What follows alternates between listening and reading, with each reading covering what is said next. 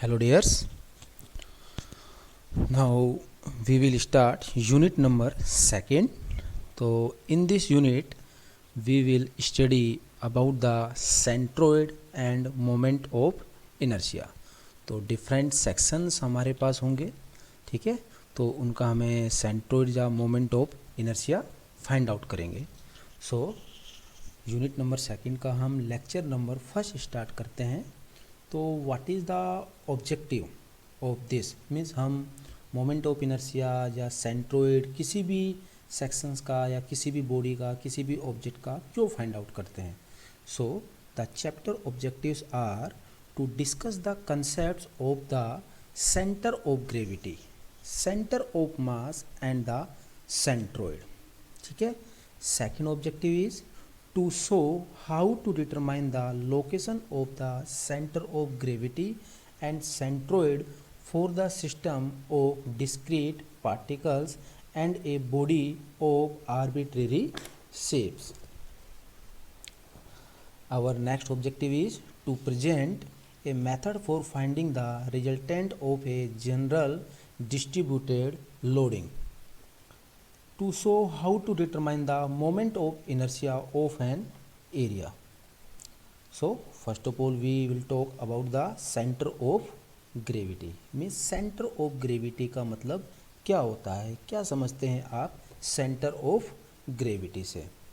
So the definition of centre of gravity is the centre of gravity और mass centre of a point in the body where entire mass या weight is assumed to be concentrated. In other words, it is a point in the body through which the resultant of the weights of different parts of the body is assumed to be acting, and it is generally represented by a symbol that is capital C dot capital G, means center of gravity. इसका मतलब क्या है बेटा centre of gravity कि means कोई भी आपके पास body है या कोई भी ऑब्जेक्ट है, तो जैसे कि मैंने आपको पहले बताया है कि कोई भी बॉडी या कोई भी ऑब्जेक्ट होता है तो वहाँ पर नंबर ऑफ पार्टिकल्स होते हैं, ठीक है। नंबर ऑफ पार्टिकल्स होते हैं और ये number of particles are attracted means एक दूसरे से जुड़े होते हैं ड्यू टू ग्रेविटी फोर्स, ठीक है। तो देखिएगा हर पार्टिकल का खुद का भी वेट होगा, ठीक है। तो due to gravity means each particle के वेट की वजह से एक वर्टिकली डाउनवर्ड एक फोर्स लगेगा, ठीक है। तो एक वर्टिकली डाउनवर्ड फोर्स लगेगा। तो अब देखिएगा अगर हम ये जो फोर्स लगेंगे जो ईच पार्टिकल के वर्टिकली डाउनवर्ड डायरेक्शन के अंदर जो फोर्सेस लगेंगे ये एक दूसरे के पैरेलल होंगे, clear cheese.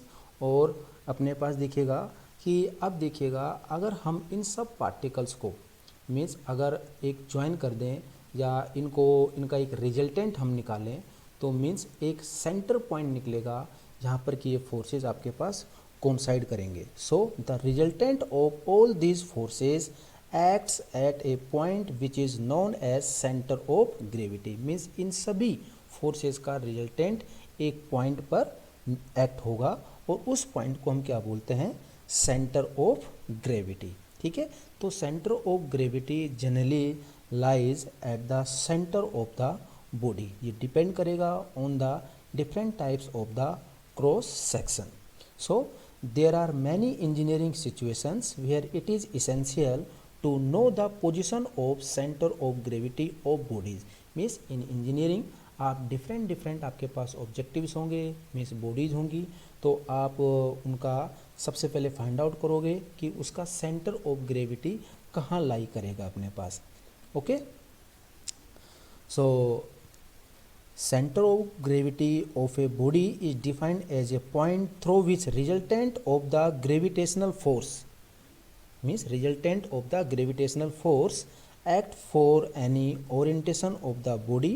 The position of center of gravity depends upon the shape of the body and this may or may not necessarily be within the boundary of the body, ठीक है। So आगे कुछ important point मैं आपको बता दूं about the centre of gravity. A body has only one centre of gravity means कोई भी एक बॉडी होगी तो उसका एक ही सेंटर ऑफ ग्रेविटी आपके पास होगा और its location does not change even with A change in the orientation. तो और इसकी जो लोकेशन है वो चेंज नहीं होगी। ओरिएंटेशन का मतलब है कि मान लीजिए कोई बॉडी है वो आपने हॉरिजॉन्टल पर रखी हुई है, अब आप सपोज कीजिएगा उस बॉडी को मीन्स एक पर्टिकुलर एंगल पर आप उसको ओरिएंट करा रहे हैं, मीन्स उसको सपोज उसका पोजीशन आप चेंज कर रहे हैं या फिर अपन बोल सकते हैं आप उसको रोटेट कर रहे हैं, तो उसकी जो पोजीशन है वो आपके पास चेंज नहीं होगी। ठीक है, whatever may be the orientation of the body there is no change in the position of mass particles. क्योंकि जैसे कि सपोज कोई भी बॉडी है, अब भाई बॉडी का साइज और शेप तो सेम है, सिर्फ आपने उसका ओरिएंटेशन ही तो चेंज किया है। तो जो बॉडी के अंदर नंबर ऑफ पार्टिकल्स है उनका मास तो सेम ही रहेगा। क्लियर चीज? So obviously then the resultant of the gravitational force on the body acts through the same point. अगला पॉइंट है it lies in a plane of symmetry if any of a body the plane of symmetry of a body is a plane through the body such that the mass distribution is symmetrical on either sides of the plane। तो means ये जो points है it is related to symmetrical and unsymmetrical objects. जैसे कि आप symmetrical means बोल सकते हैं which is equally distributed, that is called the symmetrical, and which is not distributed uniformly या equally, that is called the unsymmetrical. So it is an imaginary point which may occur inside or outside the body। okay, तो this is the center of gravity। अगला हम topic बात करेंगे centroid. तो ये तो था हमारे पास फॉर द सॉलिड बॉडीज के लिए। अब है सेंट्रोइड। द प्लेन फिगर, जैसे कि ट्राइंगल आपने ले लिया, रेक्टेंगल आपने ले लिया, सर्कल ले लिया या कोई एनी अदर शेप आपने ले लिया, हैव ओनली एरियाज, जिनका सिर्फ एरिया होता है, एंड मास इज़ नेग्लिजिबल, जिनका मास नेग्लिजिबल है। तो मैंने आपको बताया था कि जो सॉलिड बॉडी होगी तो उनका तो कुछ मास होगा, तो इस मास की वजह से उसका कुछ वेट लगेगा वर्टिकली डाउनवर्ड में, तो उसका इजीली हम CG फाइंड आउट कर सकते हैं। लेकिन फॉर होलो सेक्शन जिनका सिर्फ एरिया होता है, the centre of area of such plane figure is called centroid या centre of area, and it is generally denoted by a symbol that is capital G। अब मैं आपको दिखाता हूँ कुछ जो सेक्शंस होंगे जिनका आपके पास क्या होगा कि मीन्स सेंट्रोइड या सेंटर ऑफ ग्रेविटी आप निकाल सकते हैं। तो फर्स्ट हमारे पास है कि द सेंटर ऑफ ग्रेवी, क्योंकि C.G आ रहा है तो आपको ये ध्यान में रख लेना है, और आगे हमें CG ही यूज़ करेंगे। तो CG का मीन्स क्या हो गया, centre of gravity of a uniform road lies at it's middle point. Means अगर आपके पास कोई भी इस तरह से रोड होती है तो जो इसका जो आपके पास सेंटर ऑफ ग्रेविटी होगा तो इस रोड का जो मिडिल पॉइंट है, ठीक है, मीन्स लेंथ वाइज भी हम देखते हैं तो इसका सेंटर पॉइंट, दूसरा अगर विड्थ वाइज भी हम देखें तो भी इसका सेंटर पॉइंट। तो मीन्स हमने एक हॉरिजॉन्टल लाइन ड्रॉ किया और एक वर्टिकल लाइन अगर ड्रॉ करते हैं तो दोनों प्लेन या दोनों लाइन जिस पॉइंट पर इंटरसेक्ट करेंगी तो उस पॉइंट पर क्या होगा, इसका centre of gravity of a uniform road like this. अब अगला हम ले लेते हैं कोई भी सेक्शन, जैसे कि ये ट्राइंगुलर आपको दिखाया हुआ है, तो means the centre of gravity of a triangle lies at the point where all the three medians intersect each other. ठीक है, तो मीन्स हम थ्री मीडियंस ले लेते हैं यहाँ पर, जैसे कि फर्स्ट हो गया, ये सेकंड हो गया और ये थर्ड हो गया। तो ये जिस पॉइंट पर इंटरसेक्ट करेंगे वहाँ पर क्या होगा, इसका सेंटर ऑफ ग्रेविटी पॉइंट निकल कर आएगा।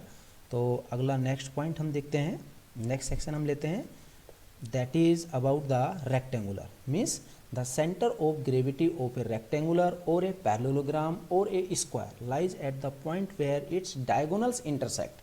मीन्स diagonal का मतलब आप बोलते हैं जैसे कि जिसको बोलते हैं शायद विकर्ण आप बोलते हैं, intersect each other। it is also the point of intersection of the middle points of the opposite side। तो इस फिगर में आप देख सकते हैं like this। तो या तो हमने इसका डायगोनल ले लिया, जैसे कि ये रेक्टेंगुलर आपके पास है तो this is called the diagonal and this is also called the diagonal. अगर डायगोनल के थ्रू आप निकालना चाह रहे हैं तो मीन्स दोनों के जो डायगोनल्स जिस पॉइंट पर इंटरसेक्ट करेंगे वहाँ पर क्या होगा, उसका सेंटर ऑफ ग्रेविटी लाई करेगा। अगर हम इसके मीडियंस लेते हैं तो मीन्स एक इस तरह से और इस तरह से, तो जो इंटरसेक्शन पॉइंट होगा वहाँ पर इसका लाई करेगा। Next we discuss about the next section that is the circle. तो सर्किल का तो बहुत आसान है, the centre of gravity of a circle lies at its centre पर लाई करेगा। ठीक है, अब कुछ अदर इम्पोर्टेंट अपने पास हैं सेंट्रोइडल एक्सिस। ठीक है, the axis which pass through centre of gravity और centroid is known as centroidal axis. ठीक है, जैसे कि इस फिगर में आप देख पा रहे होंगे कि कोई भी हमारे पास ऑब्जेक्ट है तो इसकी हमने एक्सिस ले लिया एक्स एक्स, इसका ले लिया वाई वाई और एक ले लिया जेड जेड। ठीक है, तो मीन्स सेंट्रोइडल एक्सिस क्या क्या होगी अपने पास, X X Y Y Z Z. ठीक है, about X X axis, about Y Y axis and about Z Z axis. Now axis of symmetry, so the axis of symmetry is the line dividing the figure into two equal parts like mirror image. The centroid always lies on the axis of symmetry. ठीक है, तो axis of symmetry का means क्या है कि देखिएगा, अगर इसका हम हॉरिजॉन्टल लेते हैं तो लाइक दिस एक्स एक्स ये हो जाएगा, लेकिन और वाई वाई क्रॉस सेक्शन ये हो जाएगा और जेड जेड आपका इस डायरेक्शन में हो जाएगा। लेकिन एक्सिस ऑफ सिमेट्री क्या बोलता है कि axis of symmetry is the line dividing the figure into two equal parts like mirror image. Means वही एक्सिस आप लेंगे जिसके थ्रू आप उस ऑब्जेक्ट या उस बॉडी को आप दो इक्वल पार्ट्स में डिवाइड कर पाएँ, और जो दो पार्ट्स होंगे means these are the just mirror image. Mirror image का मतलब हो गया जैसे कि बेटा आप लोग जैसे ही मिरर के सामने खड़े होते हैं तो आपका जस्ट हूबहू बिल्कुल सेम टू सेम आपकी इमेज मिरर में दिखाई देती है। ठीक है, तो मीन्स वाई वाई एक्सिस के अबाउट इसका centre of axis of symmetry हम इसको बोल सकते हैं, और इसका जो सेंट्रोइड है तो वो आपके पास यहाँ पर लाई करेगा। That's clear.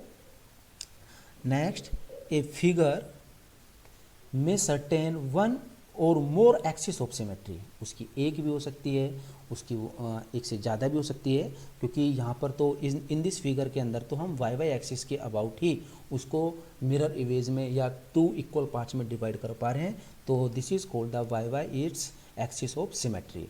लेकिन ये एक से ज़्यादा भी हो सकती है, हो सकता है हम उसको एक्स एक्स एक्सिस के अबाउट भी इक्वल पार्ट्स में डिवाइड कर सकते हैं, वाई वाई एक्सिस के अबाउट भी कर सकते हैं। ठीक है, तो if there are more axis of symmetry the centroid lies at the intersection of axis of symmetry. तो जैसे कि ये एक आपके पास स्क्वायर है, ठीक है, तो इसको एक्सिस के अबाउट भी दो इक्वल पार्ट्स में डिवाइड कर सकते हो, तो एक एक्सिस ऑफ सिमेट्री क्या हो गया आपके पास, एक्स एक्स हो गया। दूसरा आप वाई वाई एक्सिस के अबाउट भी इसको टू इक्वल पार्ट्स में डिवाइड कर सकते हैं, तो that is axis of symmetry about Y Y axis. ठीक है, तो इन दोनों जो एक्सिस ऑफ सिमेट्री हैं, ये दोनों जिस पॉइंट पर इंटरसेक्ट करेंगी उस पॉइंट को हम क्या बोल देंगे, सेंट्रोइड पॉइंट मीन्स जी। तो आपको ये क्लियर मालूम हो जाए, जी का मतलब है सेंट्रोइड। और सेंट्रोइड मीन्स कब निकालते हैं, जब मीन्स किसी भी बॉडी या किसी भी ऑब्जेक्ट का हम एरिया होता है बट उसका जो मास होता है it is negligible. So these are the some structures. तो यहाँ पर एक टेबल बनाई हुई है, जो आपको जो न्यूमेरिकल्स आएंगे तो वहाँ पर काफ़ी हेल्प आपको मिलेगी यहाँ इस टेबल से। तो यहाँ पर आपको ये ध्यान में कर लेना है, ये अच्छे से याद कर लेना है कि मीन्स कौन कौन सी शेप्स होती हैं और उनका अपने पास पोजीशन क्या होता है। जैसे सबसे पहला हमने लिया रेक्टेंगुलर, ठीक है, तो मीन्स इस रेक्टेंगुलर की अगर हम बात करते हैं तो मीन्स इसकी जो लेंथ है वो आपके पास एल है, और एक रेक्टेंगुलर का मैंने आपको पहले बताया था जो सेंट्रोइड कहाँ लाई करेगा, the intersection point of the diagonals. Means इसका एक डायगोनल ये हो गया और ये डायगोनल हो गया, तो यहाँ पर ये जी पॉइंट होगा, मीन्स सेंट्रोइड पॉइंट होगा। तो मीन्स इसका एक्स एक्सिस के about position of at intersection of diagonals. तो मीन्स पोजीशन क्या होगी इसकी सेंट्रोइड पॉइंट की, तो मीन्स अगर हम देखते हैं तो X bar is equals to L by two, ठीक है, that is the X bar, ठीक है, अलोंग एक्स एक्सिस। तो मीन्स हमने देखा कि अगर टोटल लेंथ अपने पास एल है तो मीन्स ये तो सेंटर पर लाई करेगा, क्लियर चीज़। तो इसका मतलब क्या हो गया कि X bar is equals to L by two. Similarly Y bar क्या हो जाएगा अपने पास, इसकी width that is B by two, और इसका एरिया क्या हो जाएगा, लेंथ इंटू विड्थ, ओके। और जो आपके पास सेंट्रोइड जो आपके पास होगा वो कहाँ लाई करेगा, at intersection of diagonal. Similarly हम ट्राइंगलस के लिए ले लेते हैं, तो लाइक दिस ट्राइंगलस आपके पास जो वाई बार होगा मीन्स एच बाई थ्री, और एरिया क्या हो जाएगा आपके पास मालूम है ट्राइंगल का एरिया क्या होता है, half into width into height. ये आपके पास विड्थ हो गया and this is the H, okay. Similarly, these are the different geometry. So we can find out the position of the centroid या सेंट्रोइड ऑफ एनी ऑब्जेक्ट। जैसे कि ये parallelogram है, ये आपके पास सर्किल है, ये सेमी सर्किल है and this. Now we discuss about the centroid of the composite section. ठीक है, किसी भी कंपोजिट सेक्शन का अगर आपको सेंट्रोइड निकालना है तो कैसे निकालेंगे। तो सबसे पहले we discuss about the composite section. A composite section is a combination of a simple regular shapes as rectangle, triangle, circle and semicircle. For determining the centroid of composite section, the entire area is divided into two or more regular simple shapes. ठीक है, तो composite का मतलब हो गया कि बेटा यहाँ पर एक से ज़्यादा सेक्शंस होंगे। ठीक है, एक से ज़्यादा सेक्शंस होंगे तो उनको अगर हम जोड़ देते हैं that is called the composite section. ठीक है, तो जब भी हमें इनका सेंट्रोइड अगर निकालना है तो उस कंपोजिट सेक्शन को हम नंबर ऑफ शेप्स में डिवाइड कर देंगे और फिर ईच शेप का जो भी शेप बनेगी, चाहे वो रेक्टेंगुलर बने, चाहे वो सर्कल बने या फिर वो ट्राइंगल बने, फिर हम उसका क्या करेंगे, one by one means centroid निकाल लेंगे। Then the principle of moment is apply to determine the centroid, और उसका सेंट्रोइड निकालने के लिए हम प्रिंसिपल ऑफ मोमेंट यूज करेंगे। So centroid of plane figure having hollow portion, एक होलो पोर्शन है।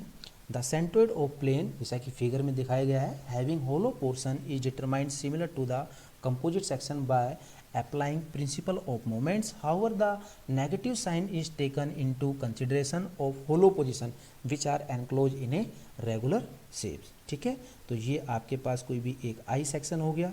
ओके, ये आपके पास कोई भी एक रेक्टेंगुलर है बट यहाँ पर एक होलो आपके पास बनाया हुआ है। ठीक है, तो अगर जैसे कि एक्सिस ऑफ सिमेट्री आपको निकालना है तो अगर हम बात करें तो देखिए बेटा ये आई सेक्शन से इसको हम दो एक्सिस के अबाउट इसको डिवाइड कर सकते हैं, एक्स एक्सिस के अबाउट भी और वाई वाई एक्सिस के अबाउट भी। सिमिलरली इसको भी हम सिमेट्रिकली दो पार्ट्स में डिवाइड कर सकते हैं, मीन्स मिरर इमेज बना सकते हैं अबाउट एक्स एक्स और अबाउट वाई वाई। अब हम बात करेंगे सेक्शन सिमेट्रिकल हॉरिजॉन्टल एक्सिस। ठीक है, तो मीन्स ये आपके पास कोई भी एक सी सेक्शन आप मान सकते हैं। तो अब आप देखिएगा इसको axes about X X axis के अबाउट तो आप इसको मीन्स डिवाइड कर सकते हो, लेकिन वाई वाई एक्सिस के अबाउट आप इसको सिमेट्रिकली डिवाइड नहीं कर सकते हैं। क्लियर चीज़, मीन्स ये जो सेक्शन है सी, ये एक्स एक्स एक्सिस के अबाउट ही सिमेट्रिकल है। ओके, अब कुछ ऐसे सेक्शंस हैं जो कि सिर्फ वाई वाई एक्सिस के अबाउट ही सिमेट्रिकल है। Like this means in this figure you can see this section is symmetrical about the Y Y axis and another example is T section and T section is also symmetrical about the Y Y axis. आप देख सकते हैं like this. ठीक है, और ये भी एक फिगर है अपने पास, बट आपने देखा है कि यहाँ पर ये होलो जो सेक्शन बनाया हुआ है it is not at the centre. So from this point to this point height and from this point to this point height is different. Okay, but this is symmetrical about the y axis. Okay, now some sections which are symmetric about x and y मतलब दोनों x y के about वो unsymmetric है। जैसे कि z section लिया, ठीक है, z सेक्शन हो गया या फिर कोई भी l सेक्शन हो गया। ओके, तो आगे हम एक एक चीज़ का डिस्कस करेंगे। तो इस लेक्चर में मैंने सिर्फ आपको दो चीज़ों के बारे में बताया है। फर्स्ट वन तो क्या है अपने पास कि centre of gravity, means what is the centre of gravity. Means centre of gravity हम उन्हीं बॉडी या उन्हीं ऑब्जेक्ट्स का निकाल सकते हैं जिनका कुछ मास होगा, और मास होने की वजह से क्या होगा, वेट लगेगा, और ड्यू टू ग्रेविटी मीन्स जो वेट होगा वो वर्टिकली डाउनवर्ड डायरेक्शन में लगेगा, और इस पार्टिकल्स के जो वेट की वजह से जो फोर्स लगेगा in the vertical downward direction due to gravity, ये सारे फोर्सेज एक दूसरे के पैरेलल होंगे। ठीक है, अगर हम एक रिजल्टेंट निकालें तो all of these forces act at a point, that point is called the centre of gravity. Right, next I told you about the centroid। ठीक है, तो सेंट्रोइड हम यूज़ करते हैं for the sections which have area only, जिनका area होता है but है मास इज अबाउट नेग्लिजिबल। ठीक है, तो मैंने आपको डिफरेंट क्रॉस सेक्शंस का बताया है कि सेंट्रोइड हम कैसे निकालते हैं। तो सेंटर ऑफ ग्रेविटी को हम रिप्रेजेंट करेंगे by a symbol capital C dot G। CG जहाँ भी आता है इसका मतलब क्या होगा, सेंटर ऑफ ग्रेविटी। अगर G पॉइंट आता है तो it means centroid. Thank you.